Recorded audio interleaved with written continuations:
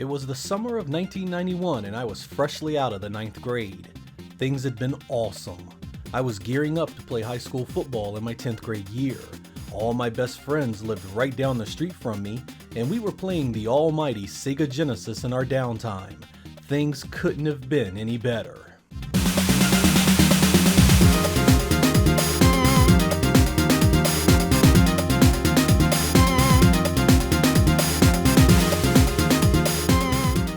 That was, of course, until fate felt the need to intervene into my happiness on one hot August day, and my best buddy would crush me in a head-on tackle while we were practicing some football drills. The hit had been brutal and broke my tibia, or lower leg bone near the top. This injury alone would have been debilitating, but it was so much worse because the fracture occurred right where the patella tendon is attached. This caused my kneecap to be ripped upwards into my thigh, hyperextending my leg the wrong direction. To make this very long and painful story a bit shorter, it would take 3 surgeries and months of physical therapy before I was able to walk on my own again. The gruesome nature of the injury also cut short any college or NFL football dreams I had had. Coming home from the hospital had been a depressing endeavor. I was utterly immobile due to the pain of having a damn full leg cast over the stitches where they had operated. The slightest movement meant more pain than I cared to endure. This left me with my video games as my main source of entertainment. I played what I had and enjoyed them the best I could. Sega had just dropped its side-scrolling beat-em-up on the Mega Drive and Genesis that summer, Streets of Rage, also known as Bare Knuckle. Being a big fan of the genre, I set out to get the game, thinking that a good game could drag me out of my depression. And man, did Streets of Rage do just that. I had been expecting Sega quality, but what we got here was pure gold in 1991. Right from the moment the game comes up on the screen, I was captured. The opening story crawl was set to some truly fantastic and mood-setting music. The cityscape in the background set an environment of danger and uncertainty, punctuated by the story that our heroes were up against a criminal element that had seeped into every element of this game's world. This continued right into the first stage where we began the adventure. The neon-lit brick streets could have been the downtown or shopping district in any big city I'd ever been to, and the techno music that pumped in the background was some of the best I had ever heard on the system. Gameplay was immediately appreciated as well.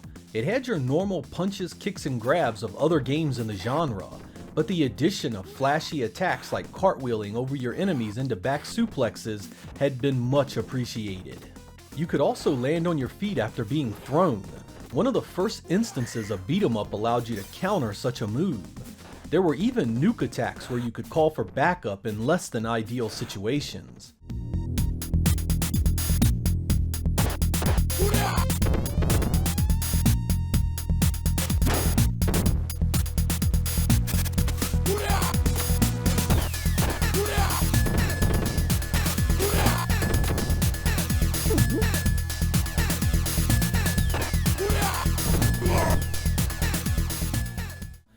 The flow of the game had been brilliant too.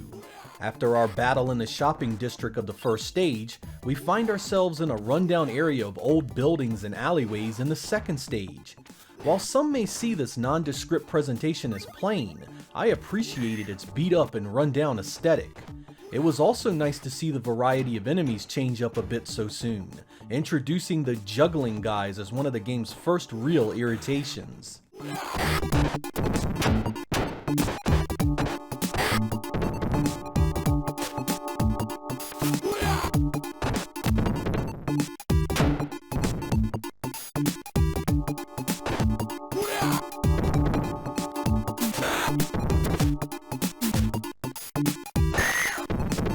Stage 3 would take us to the beach, with skyscrapers in the distant backgrounds. Here we would have the waves of the ocean and short bursts of rain to fight to, as well as my favorite music in the entire game.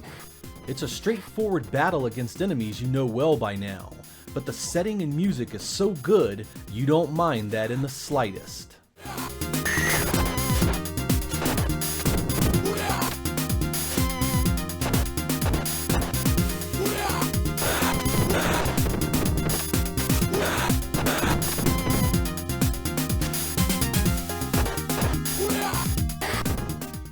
Stage 4 sees the game move away from the beach and onto a bridge that is under construction.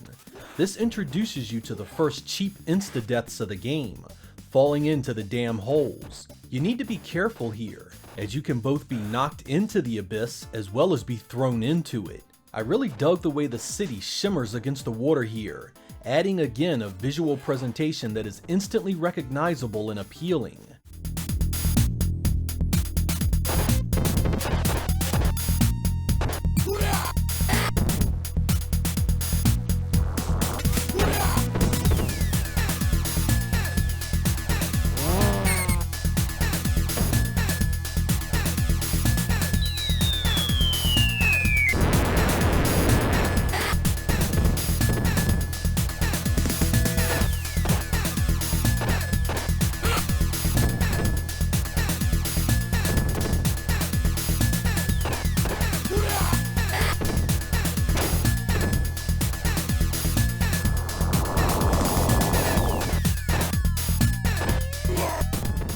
Stage 5 moves us away from the bridge and onto a boat to do battle. Here we meet the first mid-boss as well as a few new palette swap enemies. I love how this stage doesn't simply repeat another cityscape for the background, instead opting for a much more impressive view of the harbor itself. You get other ships and some industrial areas that really flesh out a complete scene. The final challenge of this area are the twin sisters that look like different colored representations of the main female character Blaze. They are difficult on even the easier settings, and downright brutal on the harder settings. Stay away from their jump attacks and be wary of their throws. One is weaker than the other, so target her for a much easier fight.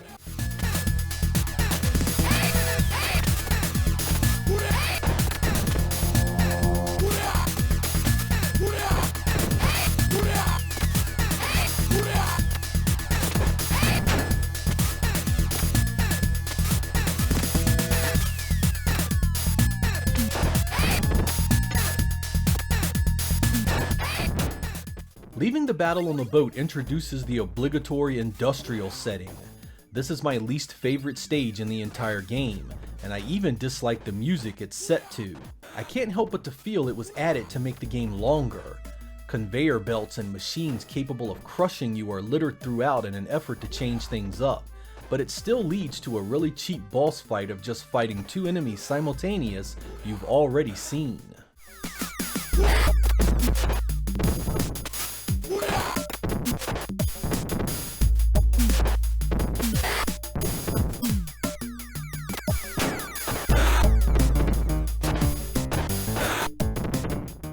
Stage 7 is entirely set on a giant elevator ride to the top floor of your enemy's lair.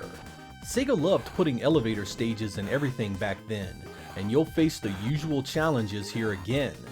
Be careful of fighting close to the edges. Enemies can knock you off with attacks and throws. You can also use the edges to your advantage, sending your foes flying to their death. I like how this stage background changes slowly as you get higher, eventually ending in a nice view of the city again. This is the only stage in the game that doesn't feature a boss battle to end the stage.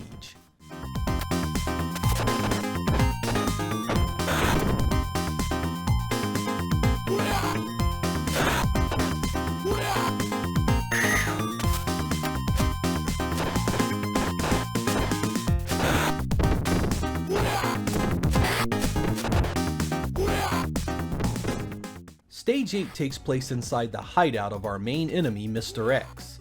You'll fight down the corridors of his penthouse, coming face to face with damn near every enemy foot soldier and boss you've seen so far.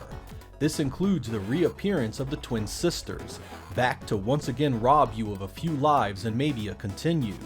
Again, one is weaker than the other, so stay on her until she is gone, then whoop her sister's ass. You can't use the nuke attacks here, so you're all alone to deal with them.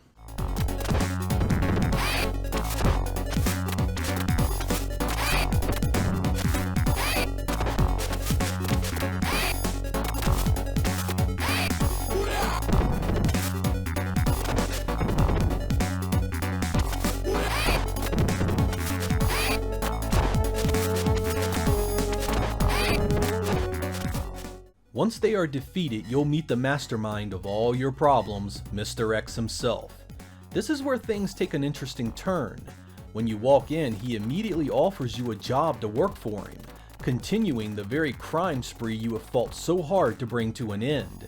In one-player mode, if you choose yes, Mr. X double-crosses you and sends you back to stage 6 to do it all over again. If you are in two-player mode, and one player picks yes and the other no, you'll both be forced to fight to the death. I of course choose to get rid of Mr. X here, causing him to alert his henchmen to start the battle. Soon after, he enters the fray, breaking out the machine gun to hit you at distance. Try to stay close but slightly off to the side to avoid the worst of his damage, and his ass is grass in no time.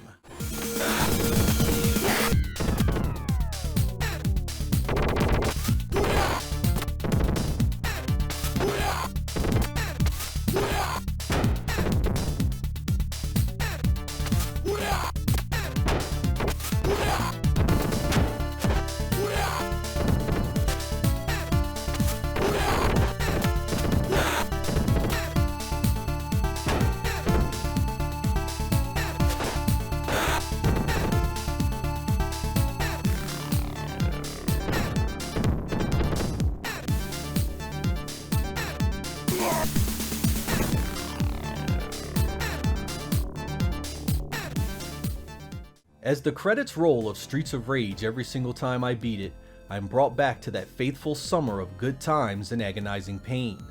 It was yet another reminder of how a good game can take a bad situation and help you get through it. The setting, characters, and music of Streets of Rage all excelled, giving us the best of Sega's talent at the time. Of course, Sega would return with a sequel to this game and improve nearly every aspect of it.